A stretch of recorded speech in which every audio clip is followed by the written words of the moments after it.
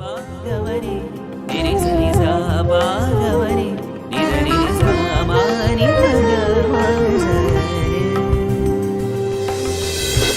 Loving pranams at Bhagwan Baba's lotus feet and greetings to all of you listeners from Prashanti Nilayam. Recently, 2 anniversaries were observed, one with a certain amount of public notice and the other with scant interest. The first anniversary was that of the attack on the World Trade Center on 11 September 2001, an event which is now simply referred to as 9/11. Shortly after that came October 2nd, Mahatma Gandhi's birthday. Hardly anyone took notice of it in India, which is very sad to say the least. But that is not the reason why I am mentioning Gandhi's birthday. There is another reason to which I shall now come. You see, on the day following Gandhi's birthday, I was casually scanning the headlines of one of India's leading newspapers. These days I hardly read newspapers since most of them have degenerated into low-class tabloids. But on this occasion, it so happened that I was waiting to see someone, and during that waiting period, I picked up a newspaper that was lying nearby. I started glancing through it when one headline caught my attention. It simply said, "The other 9/11." I was naturally struck by that headline and I asked myself, what on earth is this? The newspaper did not give many details, but it did give me an important clue, and that was that way back in 1906, almost 100 years back, Gandhi did something important when he was in South Africa. And it turns out that he did it exactly on September 11th. My curiosity was aroused and I did some digging.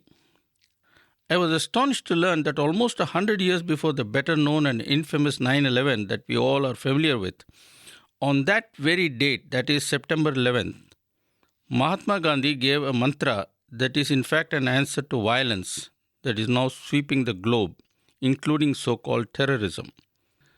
I cannot go into all that history now, but let me give a gist of it.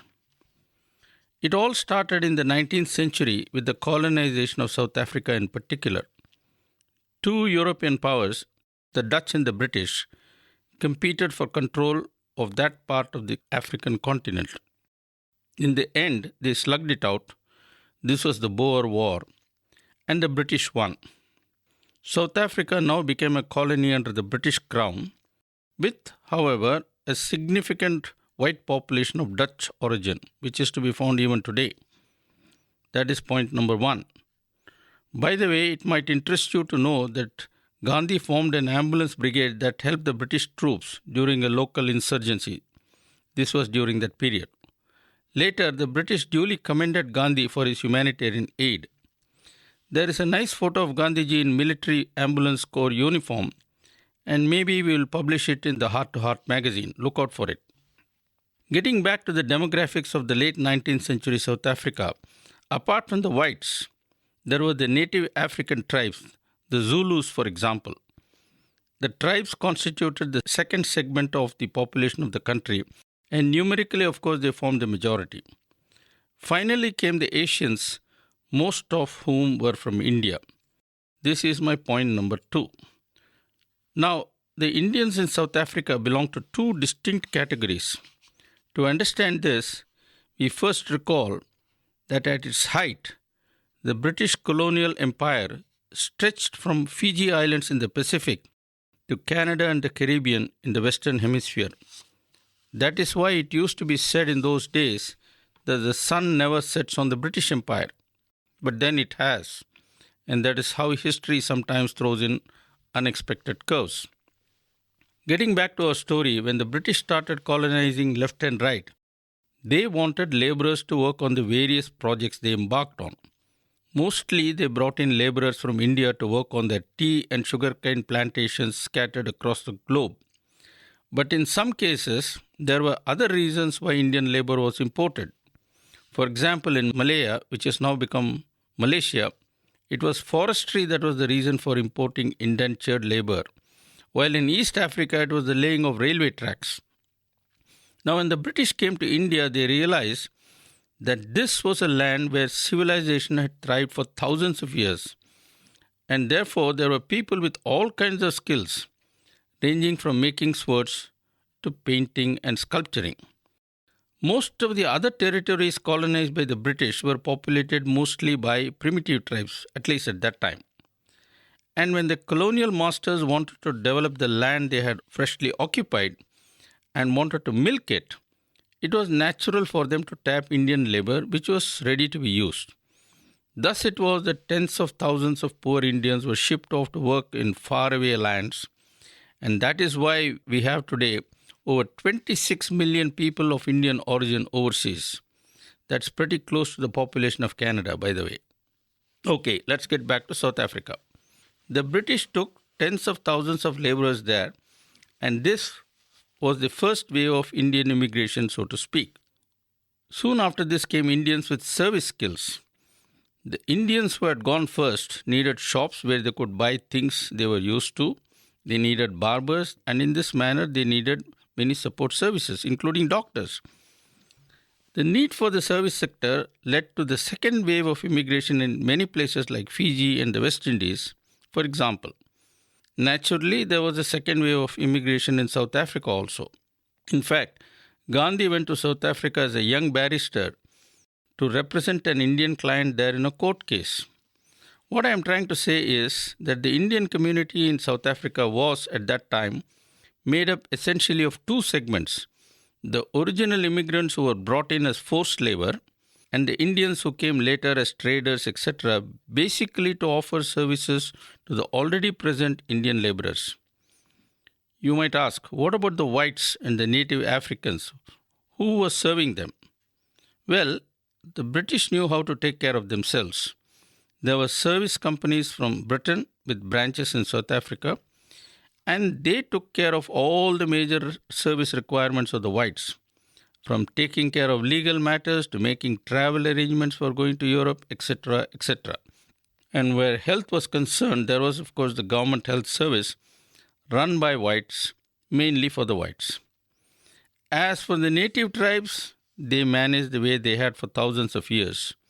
No organized service, really. In short, the demographic situation in late 1800s was as follows. The Dutch had been defeated, no doubt, but the Dutch settlers were accepted as full-fledged members of the white community. The dust of the Boer War had settled down, and the British rulers took a hard look at the demographic composition of their new colony. There were the whites, a minority, but obviously privileged because they were the rulers. Then there were the native blacks who had to be suffered, but they could be kept in their place. Besides these, there were the Indians.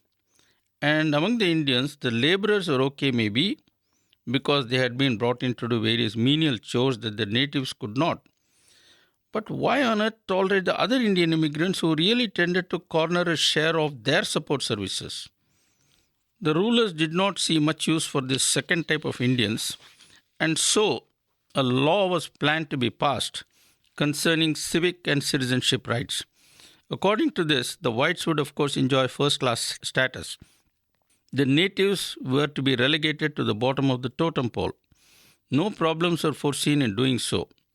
The natives were subhuman and they had no place except at the bottom.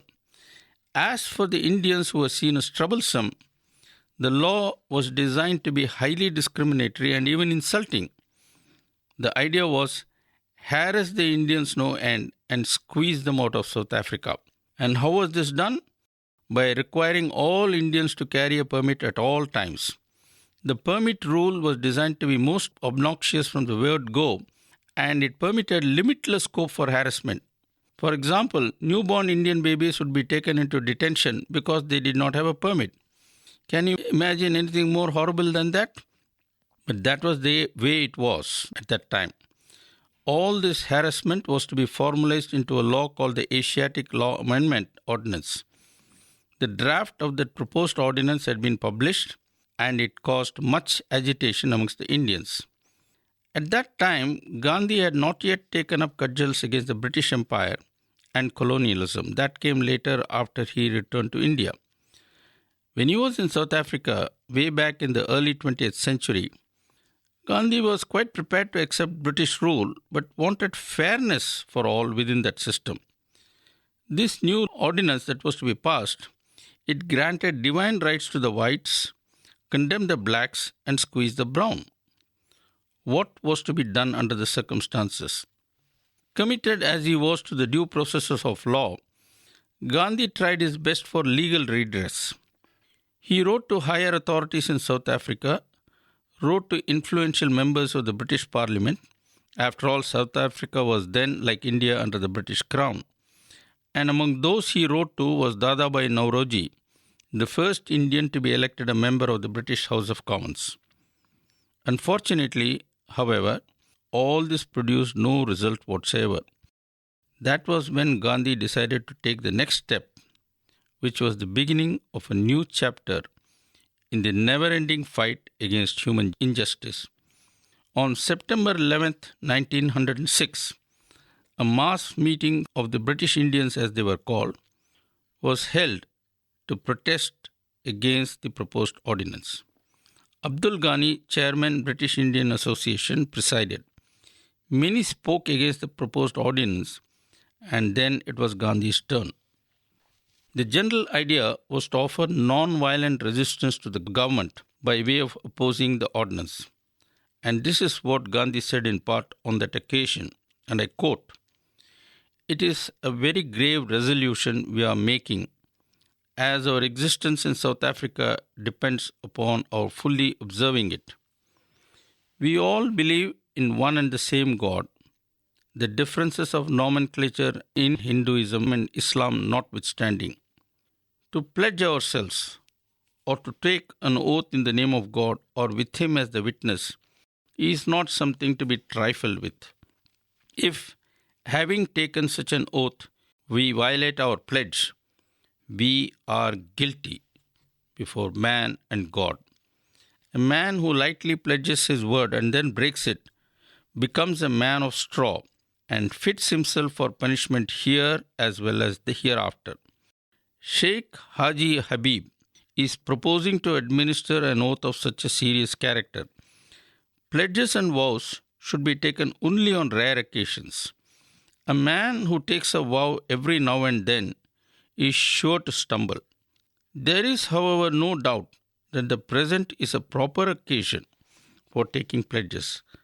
But every one of us must think out for himself if he has the will and the ability to pledge himself. Resolutions of this nature cannot be passed by a majority vote. Only those who take the pledge can be bound by it. This pledge should not be taken with a view to producing an effect on outsiders. No one should trouble to consider what impression it might have on the local government in South Africa, the imperial government in London, and on the government of India. Everyone must only search his own heart, and if the inner voice assures him that he has adequate strength to carry him through, then only should he pledge himself, and then only would his pledge bear fruit." End of quote. I hope you are following these powerful words and allowing them to sink into you. They reveal the character of Gandhiji. Let me continue with some more of what Gandhi said then. After saying all that I quoted just now, Gandhi turned to the consequences that might follow when the civil disobedience movement was launched. This is what he said, and I quote, "A few words now as to the consequences. One who takes the pledge must be prepared for the worst. In the beginning, we will provoke ridicule. We might have to go to jail, where we would be insulted. We might have to go hungry and suffer extreme heat or cold. Hard labor might be imposed on us. We might be flogged by rude warders. We might be fined heavily, and our property might be attached and held up to auction if there are only a few resistors left. Opulent today, we might be reduced to abject poverty tomorrow. Suffering from starvations and similar handicaps in jail, some of us might fall ill and even die. In short, therefore, it is not at all impossible that we might have to endure every hardship that we can imagine, and wisdom lies in pledging ourselves on the understanding that we shall have to suffer all that and worse. If someone asks me when and how the struggle may end, I may say that if the entire community manfully stands the test, the end will be near. If many of us fall back under the storm and stress, the struggle will be prolonged. But I can boldly declare, and with certainty, that so long as there is even a handful of men true to their pledge, there can be only one end to the struggle, and that is victory. It is possible that a majority of those present here might take the pledge in a fit of enthusiasm or indignation, but might weaken under the ordeal, and only a handful might be left to face the final test. Even then, there is only one course left for the like of me, to die but not to submit to the law. This eventuality is of course quite unlikely, but even if everyone else flinched, leaving me alone to face the music, I am confident that I would never violate my pledge. Please do not misunderstand me. I am not saying this out of vanity, but I wish to put it to you, especially the leaders on the platform. Be on your guard. I wish to respectfully suggest to you that if you have not the will or the ability to stand firm, even when you are perfectly isolated, you must not only not take the pledge, but you must declare your opposition before the resolution is put to vote.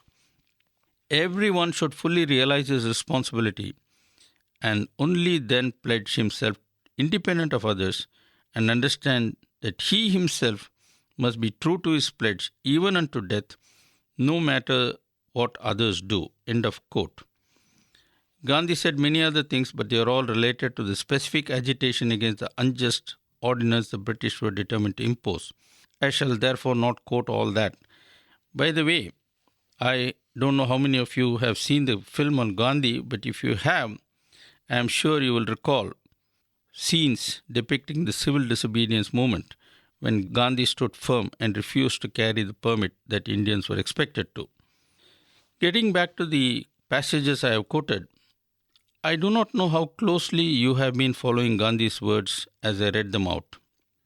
If you have, you would realize that Gandhi was really defining what our attitude must be if we wish to stand by Sathya and Dharma. In brief, these are some of the points that Gandhi stressed, sometimes implicitly. Let me mention them. 1. Never make a pledge into a casual affair like the New Year resolutions that are almost invariably forgotten by January 7 at the latest. 2. When you take a pledge, do it for a very serious purpose, and it must be for upholding a sacred principle. Justice, dharma, righteousness, call it what you will. 3. Think carefully before taking the pledge. Will you be ready to go the last mile alone if necessary? Or will you quit halfway giving excuses? 4. Once you take a pledge, you must hang on, come what may, ready to die if necessary. Let us not imagine that Gandhi's words apply only to situations like in a political struggle or a struggle against injustice. They are even more valid, indeed, for each and every one of us when it comes to upholding Satya and Dharma. We all quote the scriptures and say that the Lord incarnates when people forsake Dharma.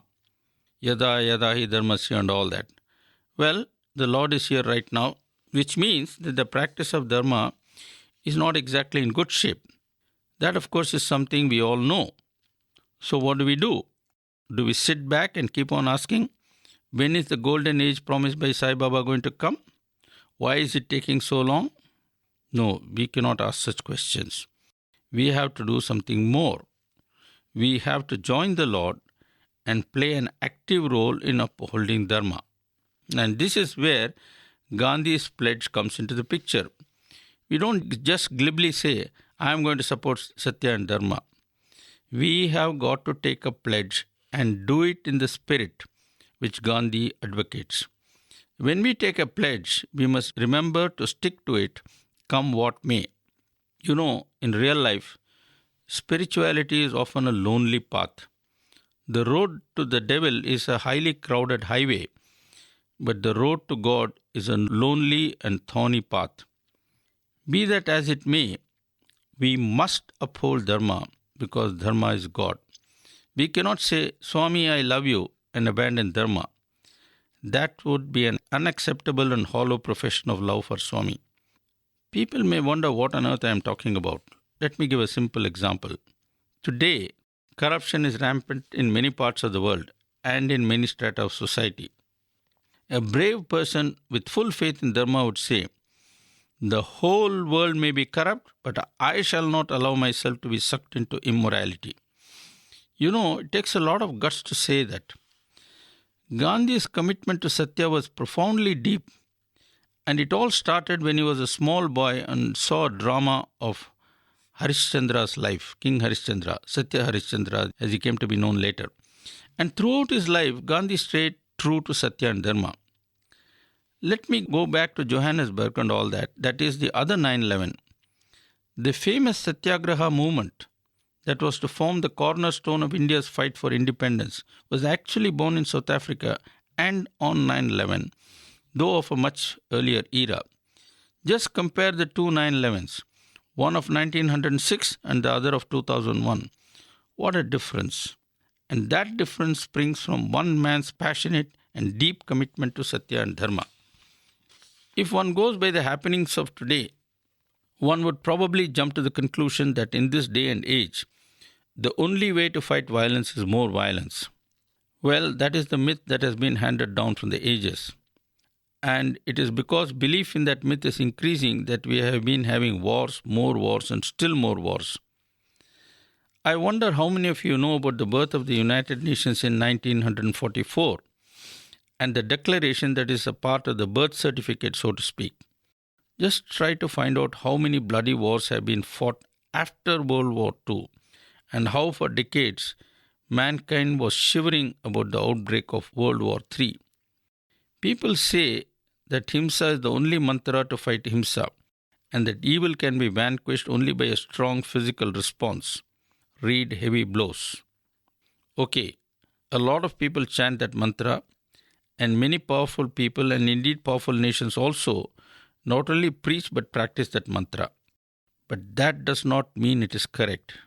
People tend to forget that Martin Luther King successfully used the Gandhi formula in his struggle for equal rights for the black people in America, and Nelson Mandela to successfully use the same in his program of reconciliation after apartheid was thrown out in South Africa. In fact, the Mandela experience demonstrates that ahimsa or non-violence should not merely be seen as a weapon of resistance. On the contrary, it is also a powerful instrument for achieving reconciliation. Mandela did not pull the reconciliation trick out of a hat. He freely acknowledges his debt to Gandhi. In fact, as he often says to India, you sent us a Karamchand Gandhi and we sent back a Mahatma. By the way, when President Bill Clinton spoke on the occasion of Mandela's 85th birthday, and I heard that broadcast, he said that the only politician who influenced his life was Mahatma Gandhi. Note, he mentions Gandhi in the context of politics, which means that Gandhi is relevant even for politics, some things that most people dismiss right away. In fact, since politics is intimately tied up with society, or samashti as Swami would put it, ahimsa is more relevant today than at any other time. This brings me to the question, what really is ahimsa? The clearest answer to that question was given by Swami himself one afternoon, many, many years ago in Trai, Vrindavan. It is only appropriate that I end with that story. It all happened like this. It was the month of March. Swami was in Vrindavan, and I happened to be teaching there at that time. One evening, as the famous Trai session got underway, Swami asked me to speak. In my talk, I made a reference to a talk given by a student that morning in the prayer assembly. In that talk, the student referred to what is called the Naxalite problem. For the benefit of those who do not know, I must mention that the Naxalites are a group of extremists who, fed up with the slow process of democracy, have taken to arms as the only solution to the problems of inequality. Essentially, they are Marxists who have no use for the ballot box, feeling that bullets are better. I think that much is enough about Naxalites.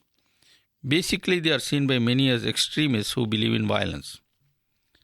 When I sat down after finishing my talk, which by the way was in good part about why violence does not pay, Swami, who was seated on the jula, slowly asked, "Who was that boy who spoke about Naxalites?" Everyone was looking around to see who would get up and acknowledge. The boy in question must have been obviously frozen with fear. After what seemed an eternity, the boy stood up. Swami asked him, "You are the boy who spoke about Naxalites?" "Yes, Swami." "Have you ever seen a Naxalite?" "No, Swami." "Then how do you know about Naxalites?" "I have read about them in newspapers and magazines." "Oh, I see. Newspapers and magazines," said Swami, and then asked the boy to sit down. I am sure the boy must have been tremendously relieved. Slowly, Swami then said, and I remember it very well, he said, "All of you are worse than Naxalites." This came as a great big bombshell, and a devotee whom we all know very well, who was seated right next to Swami, exclaimed, "Swami!" Bhagwan looked at him squarely in the eye and said, "You are the worst of them all." Believe me, we were all completely floored and had the foggiest notion of what was going on. Swami then got up and gave a discourse. In that he said that Naxalites use weapons and cause bodily harm. Injuries caused to the body heal in the course of time, but injuries caused to the mind with vicious words never heal. Thus, mental violence is far worse than physical violence. From that, Swami led on to how violence originates in the mind and how it is in the mind that violence must be annihilated, and that extinction of violence in the mind cannot ever be achieved with guns and bombs, as people and indeed even countries are currently attempting to. The truth of the matter is, and it's a very simple truth actually, violence begets more violence. Maybe on the short term, violence may appear to achieve control, but the wound that it causes will at some time or the other rebound. This is the famous law of reflection, reaction, resound. There is no escape from it. Whether we like it or not, we will always reap what we sow. Unfortunately, mankind does not ever want to learn this lesson, despite the declaration of the United Nations. Peace through terror was the philosophy during the Cold War period. Is that real peace? Peace through overwhelming violence seems now to be the fashion. Can that ever work in the long term? Incidentally, it is worth recalling what Swami has to say about war. This is what he has said in part, and I quote, "It is meaningless to aspire for peace in the streets and villages without peace at home. These days, it has become a fashion to pray for peace. Meetings are arranged for establishing peace in the world. Keeping the atom bomb in one hand, people shout for peace. Even by journeying to the moon, man cannot get peace. Peace is within you and not on the moon. It is better to travel half an inch into the heart than to journey hundreds of thousands of miles to the moon." I do hope you realize how important is the message of ahimsa that Swami teaches, especially in today's world. Baba often says, the earlier avatars used to use weapons to vanquish evil, but this avatar will use only love. Devotees invariably clap, but later they shake their heads and say, no, ahimsa will not work anymore. I ask you, is it that prema and ahimsa will not work in these days? Or that mistaken minority of people will simply not allow them to work, leaving the rest of us to watch supinely? Why don't you think deeply about it? Because this is very crucial to our following Swami's teaching. And do write to us and tell us what you think. Jai Sai Ram.